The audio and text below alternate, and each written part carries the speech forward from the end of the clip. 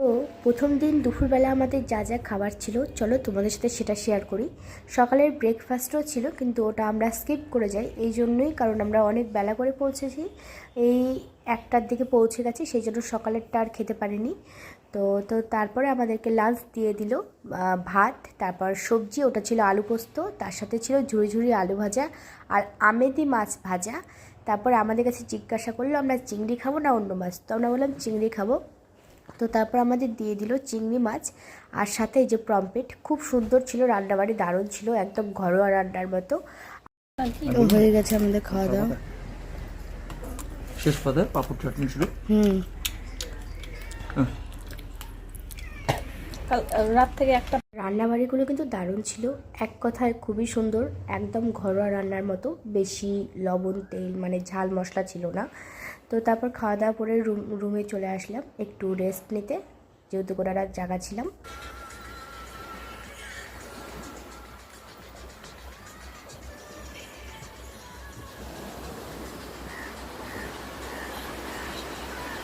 আমি একটু ওখানে বসে করার ছবি তুলবো।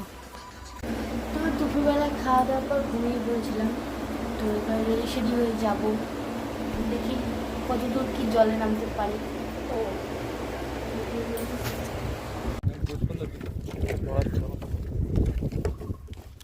তো আমরা রেডি হয়ে এখন বেরিয়ে পড়লাম ছবি তুলতে।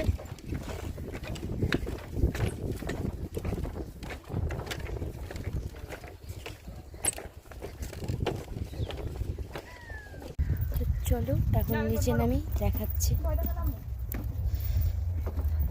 সিঁড়ি সিস্টেম করা আছে।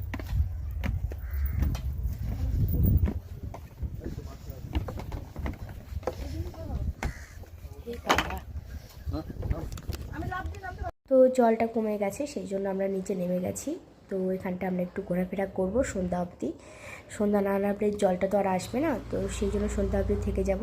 তো আমার একটু প্রথমবার জন্য ভয় ভয় লাগছিল, সেই জন্য বান্ধবীকে ডাকছি বারবার, আয় আয় পিছন দিকে আয়, আমার সাথে হাঁট, আমি একা একা হাঁটতে পারছি না। তো চলো এরপর দেখাচ্ছি আর কি কি করছি, অনেক কিছু করেছি, খুব মজা হয়েছে।